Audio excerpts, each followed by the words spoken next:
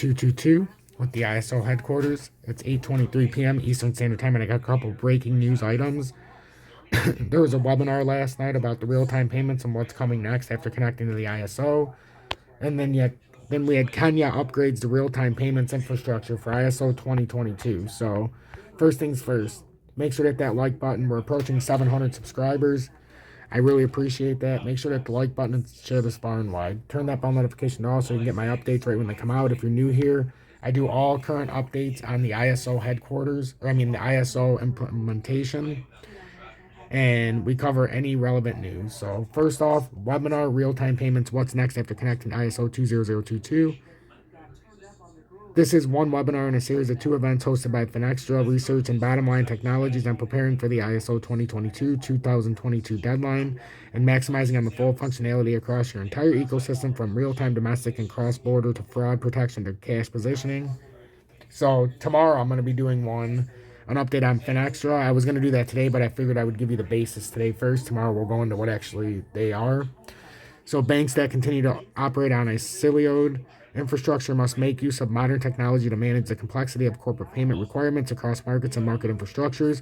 However, despite the mushrooming of development across real-time domestic and cross-border payments, financial institutions still rely on convoluted correspondent banking partnerships to advise on the cost and location of a particular payment. This could all change in November 2022, which is my deadline when I say we're going to start to see some big shifts in the ISO coins, when banks will be mandated to transition to ISO 2022 to remedy issues with infrastructure compliance and customer experience. This will in turn provide an interoperable standard for financial data exchange and at the same time streamline payments and reconciliation. Further, the growing number of real-time payment schemes citing ISO 20022 as their standard has already prompted a larger number of financial institutions to re-engineer their systems to connect with each other, improving efficiency for cross-border payments and paving the way for enhanced real-time domestic networks. With the testing window for ISO 20022 connectivity having concluded in February 2022, what more must banks do to ensure they are market ready for the mandatory deadline for receiving and processing ISO messages in November of this year? Financial institutions must also question whether connectivity is enough. Should banks leverage the full potential of ISO 20022 to transform their long-term strategy and scale up to become ISO 20022 native? Satisfying the minimum compliance requirements is no longer enough. ISO 20022 testing to meet the SWIFT and market infrastructure deadline in November 2022. How can banks and financial institutions ensure they maximize on their investment to move towards becoming a digitally first institution? So this is just what happened in the webinar. So that's fascinating about this. But I'm gonna show you what happened with Finextra tomorrow, and then we have to cover this real quick.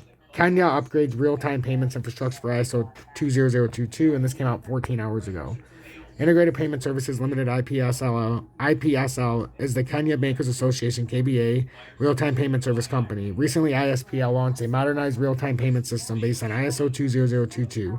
The new real-time payment system, delivered by TFAM, put Kenya as one of the first countries in Africa to start running on ISO 20022 instant payment system with modern microservice technologies.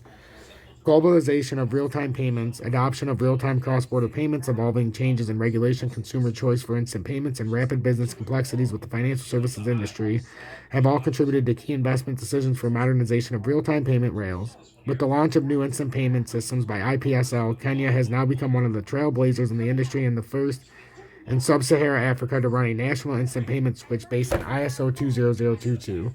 We expect a new instant payment system delivered in Taitovi to allow banks and other stakeholders, fintechs, PSPs, and MNOs to accelerate real-time payments across the banking industry, align banks with regulatory directive for migration to ISO 20022, launch new use cases, improve operational efficiencies, drive operational excellence, and ensure best practices for KYC, know your customer, and AML, anti-money laundering activities using data-enriched messaging protocols, said Sun Owawi, Chief Operating Officer at IPSL. Vladis Genovs, Taitovi, Head of Instant Retail Payments and Cards, said, "We are proud to partner with IPSL and deliver our next-generation instant payment solution to Kenya.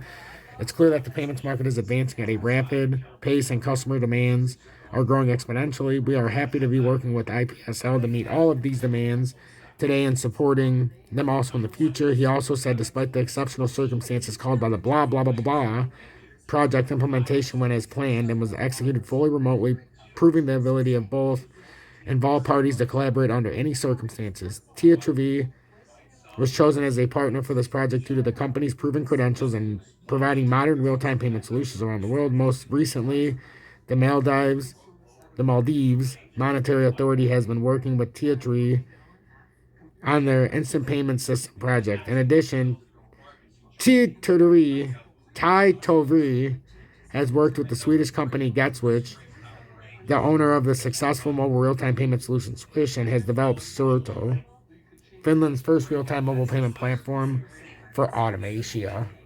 So, guys, that's fascinating. Make sure to hit that like button. I'll be back tomorrow, updating you, like I said, on what we talked about with Finextra.